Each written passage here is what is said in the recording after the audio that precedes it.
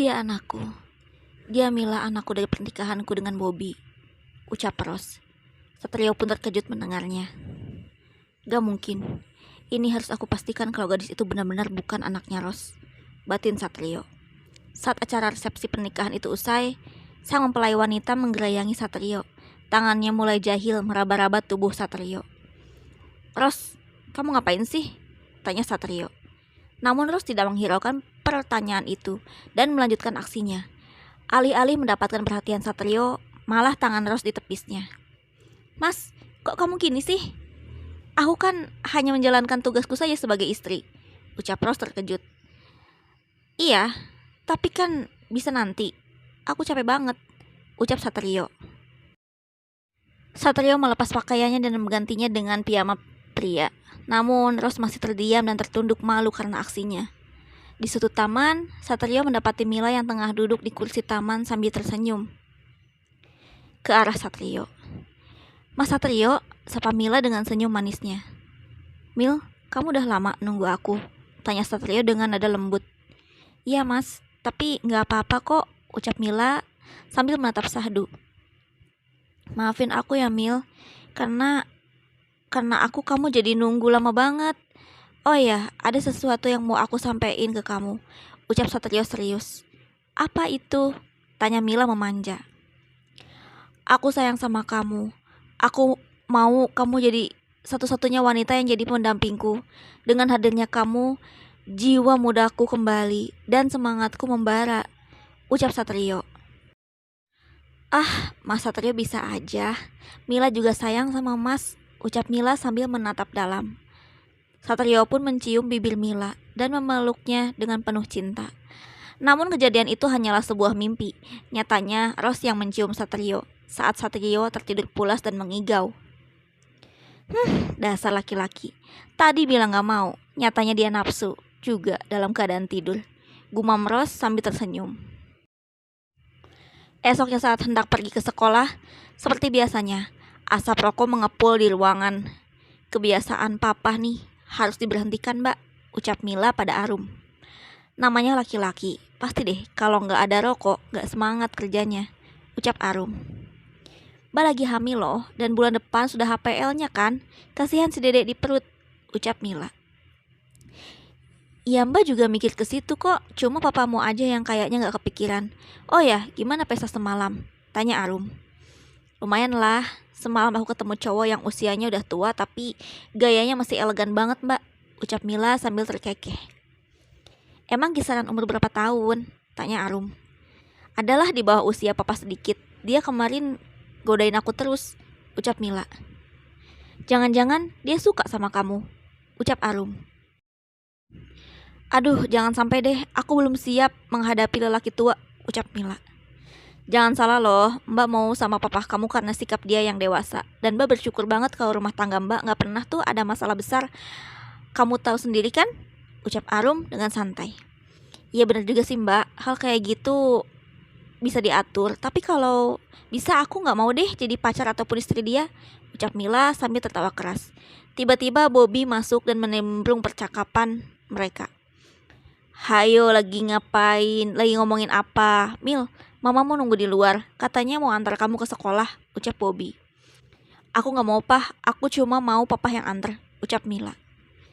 Mil, kamu harus bisa move on. Karena bulan depan papa akan disibukkan dengan kelahiran adikmu, ucap Bobby. Wajah Mila berubah dan segera keluar dari rumah. Mobil yang sedang menunggu Mila terparkir di depan rumah Bobby.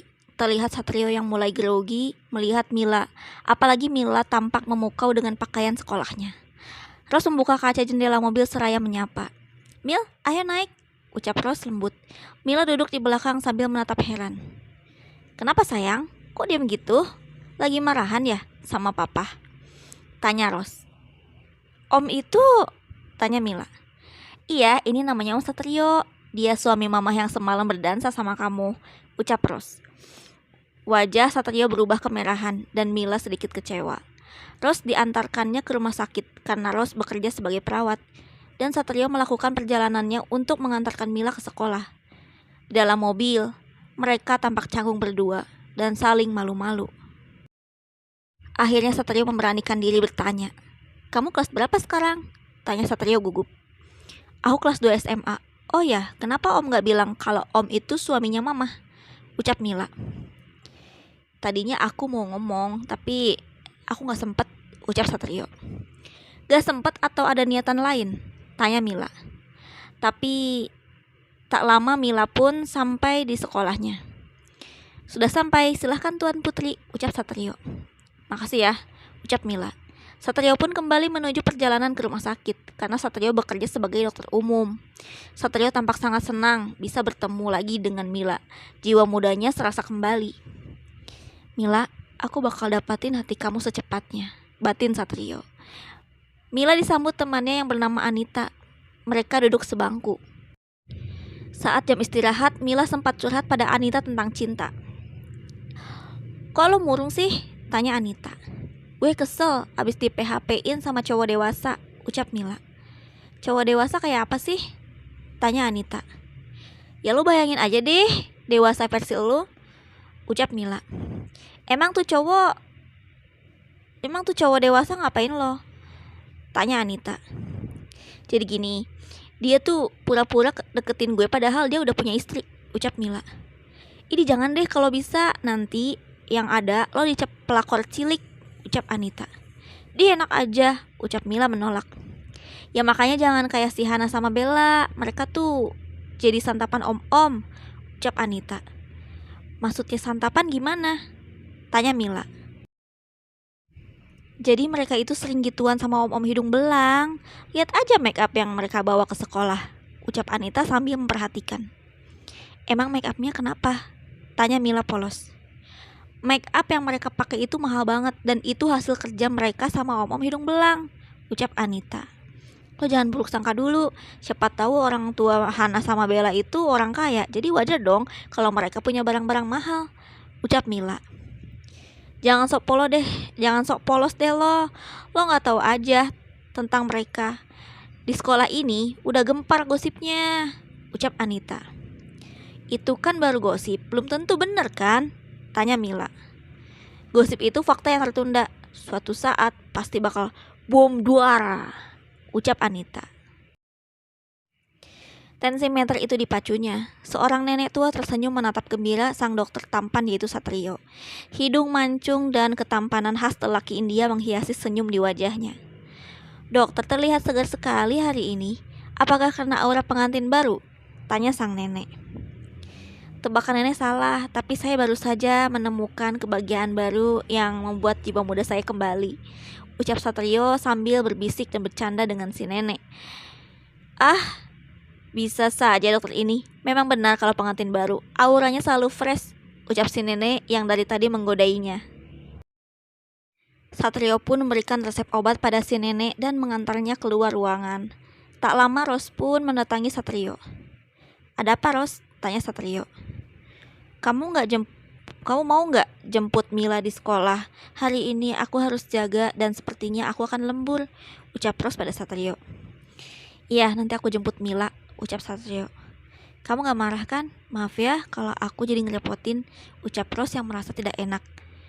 "Tenang aja Ros, kita kan sudah menjadi keluarga. Ngapain sih kamu harus merasa gak enak sama aku?" ucap Satrio sambil memegang pundak Ros dan memberikannya senyum manisnya.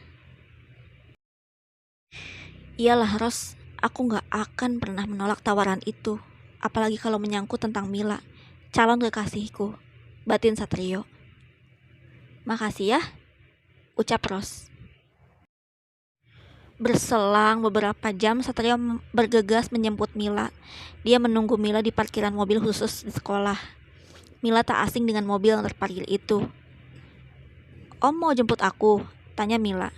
"Ya dong, yuk naik," ucap Satrio. Mila pun masuk ke dalam mobil dan duduk di sebelah Satrio. "Kamu mau langsung pulang atau mau main dulu?" tanya Satrio. "Mau main kemana? Kayaknya aku mau langsung pulang aja. Tapi aku mau mampir ke rumah sakit sekalian mau antar titipan dari papa buat mama," ucap Mila. "Oke, baiklah," ucap Satrio. Sesampainya di rumah sakit, Satrio mengajak Mila untuk duduk di ruangannya sambil menunggu Ros yang masih sibuk. Namun Mila tidak sabar dan ingin pulang. Akhirnya Mila angkat kaki. Satrio memegang tangan Mila erat. Om, lepasin aku. Aku mau pulang, ucap Mila. Mungkin barang ini bisa aku sampaikan ke mamamu, tapi perasaan ini harus hari ini sampai di hati kamu, ucap Satrio. Om, lepasin aku atau aku teriak, ucap Mila. Mila, aku pengen kamu ngerti perasaan aku saat ini, ucap Satrio sambil memegang erat tangan Mila.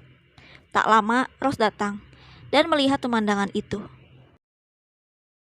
Mas Satrio, kamu mau apain Mila? Ucap Ros dengan suara lantang. Wajah Satrio berubah menjadi terkejut melihat kedatangan Ros. Dia takut perasaan dan ucapannya pada Mila diketahui istrinya. Aku cuma, ucap Satrio terbata.